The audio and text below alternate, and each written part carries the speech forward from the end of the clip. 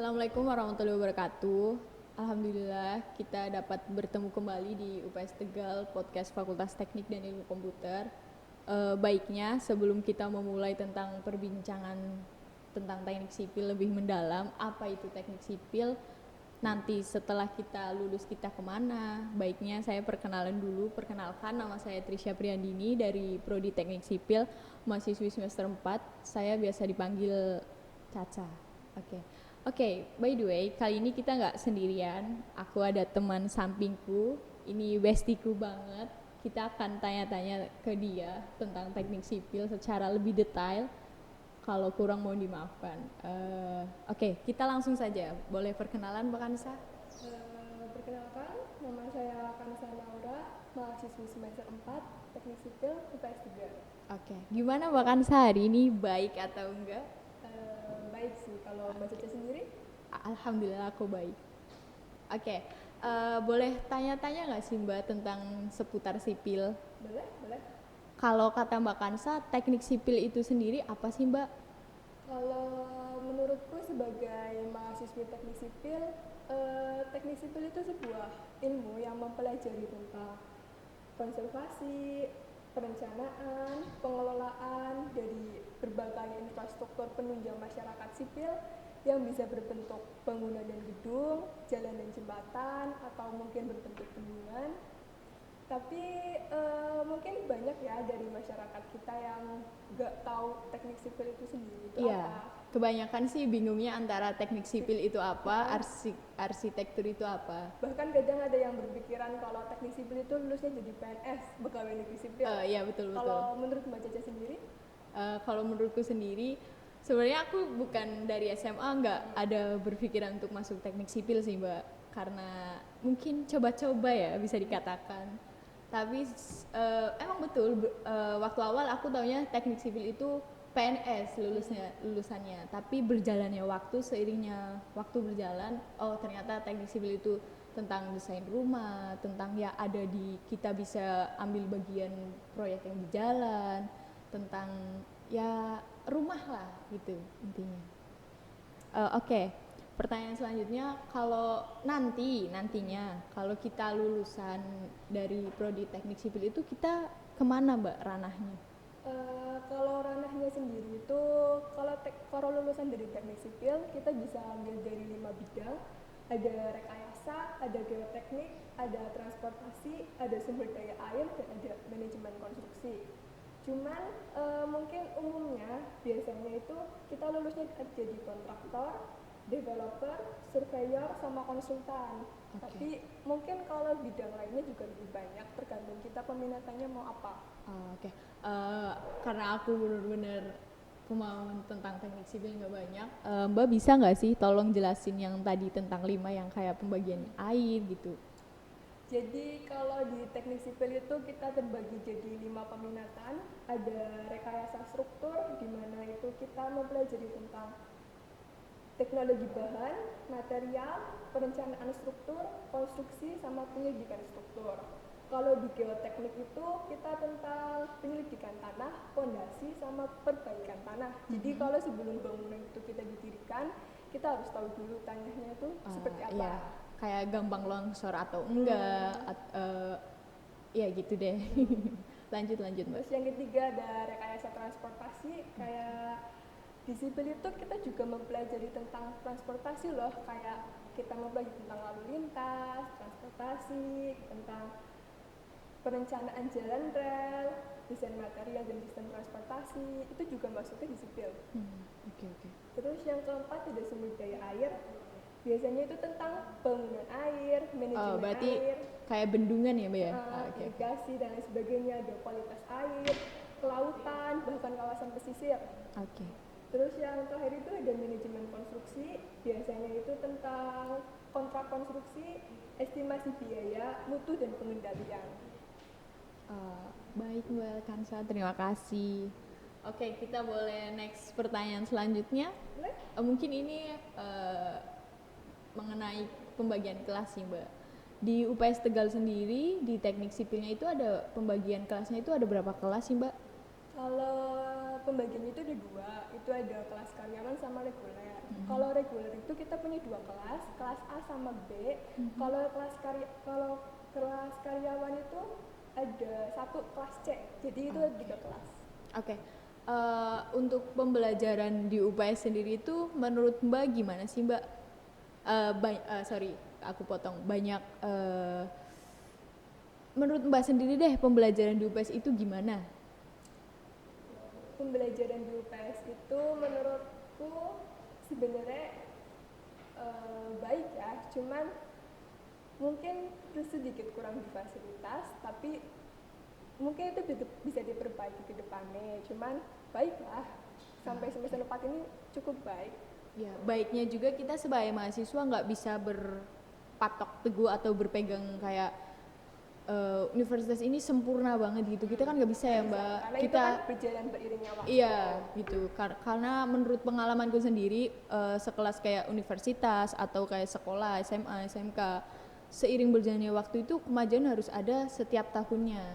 Kalau mungkin di tahun kita ada yang kurang baik atau ada yang kurang sempurna, mungkin kita bisa pilih jalan alternatifnya nggak sih Mbak? Kayak kita mungkin tambahan les atau mungkin kita minta tolong ke kating-kating kita untuk mungkin mempelajari AutoCAD, SAP gitu kan Mbak? Betul, tapi baiknya mungkin per tahun ada perbaikan lebih baik.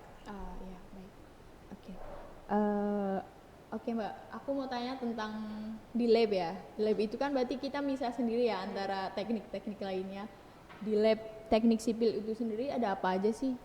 Jadi kalau di teknik sipil itu kita 2 pembelajaran ya, itu ada materi dulu di kelas, baru kita pergi ke lab buat praktikum.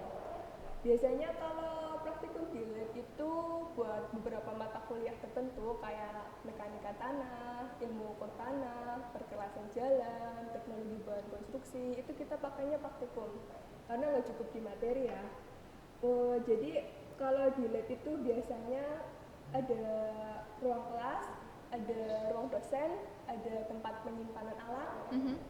Jadi biasanya di lab itu ada banyak alat, kayak ada buat ilmu ukur tanah sendiri itu kita punya alat kayak teodolit sama waterpass. Terus buat mekanika tanah itu kita punya sondir, kita punya senkon, kita punya JCP. Tergantung praktikumnya apa, itu ada alatnya masing-masing. Oke. Next question sih Mbak. Konsentrasi sipil itu sendiri kemana sih Mbak?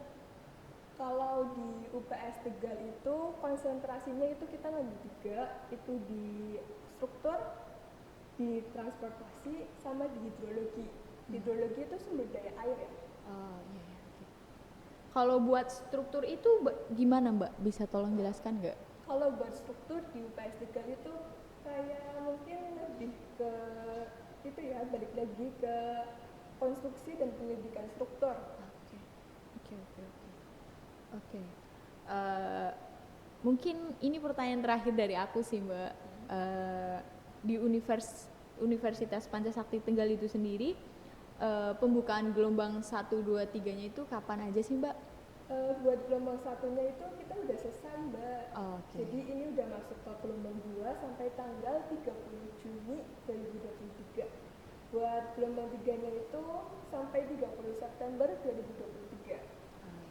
Mungkin Mbak bisa ngajak-ngajak nanti yang nonton ini, mungkin mari bergabung ke UPS atau apa ya, kayak mengajak anak-anak yang nantinya lulusan udah ya Mbak ya, berarti udah ada mendaftar ya berarti ya?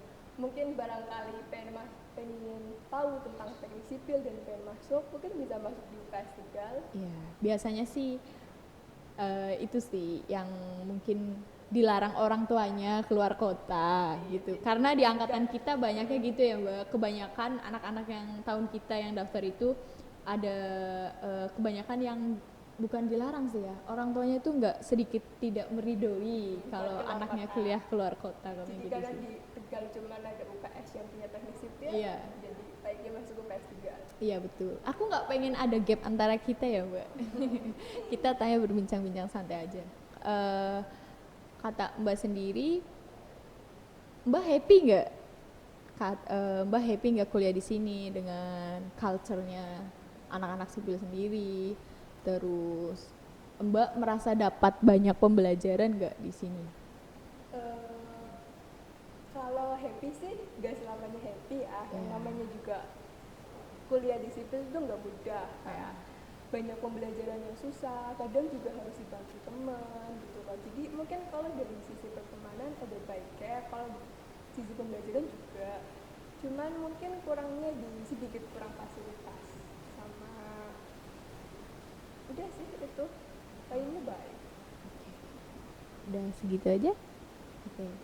Oke, Mbak Kansa, terima kasih untuk segala jawabannya tentang penjelasan tentang apa itu teknik sipil dan kemana ranahnya kita setelah lulus gitu. Terima kasih untuk waktunya telah berkenan hadir di podcast Fakultas Teknik dan Ilmu Komputer. Mungkin kita bisa bertemu lagi next kesempatan. Mungkin Mbak Kansa ada buat penutupan?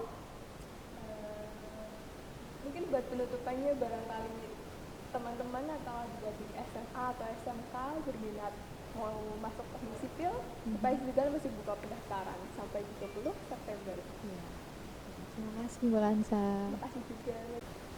Terima kasih Mbak Kansa untuk kesempatan meluangkan waktu di sini berbincang-bincang menjelaskan tentang teknik sipil itu sendiri. Mungkin kalau nanti mudah-mudahan banyak yang nonton, mungkin dari penjelasan kita ada yang salah atau yang kurang, mohon dimaafkan ya Mbak Kansa karena kita masih sama-sama belajar. Oke. Kita tutup ya karena mungkin menurutku udah cukup. Terima kasih sekali lagi Mbak Kansa telah meluangkan waktu untuk hadir di sini dan terima kasih juga di belakang kamera. Oke, terima kasih semuanya.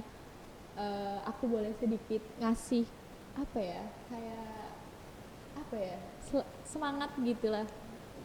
Menurutku sendiri, gimana pun takdir Tuhan menempatkan kamu belajar di suatu tempat dimanapun itu, mau di luar kota mau kita di dalam kota, manfaatkan dengan baik sih, bersyukur yang paling penting, dan apapun itu sebenarnya diri kita sendiri nggak sih Mbak, kayak kita bisa menempatkan, ambil positifnya, yang negatif, yang toksik kita bukan buang sih, mungkin kita kasih pembatas sih menurutku, karena hal buruk juga biasanya memberikan pembelajaran paling penting dalam hidup gitu sih. Oke, terima kasih semua. Cukup sekian ya Mbak dari kita yang bisa kita jelaskan, kita bincang-bincang, kurang lebihnya mohon dimaafkan. Wassalamualaikum warahmatullahi wabarakatuh.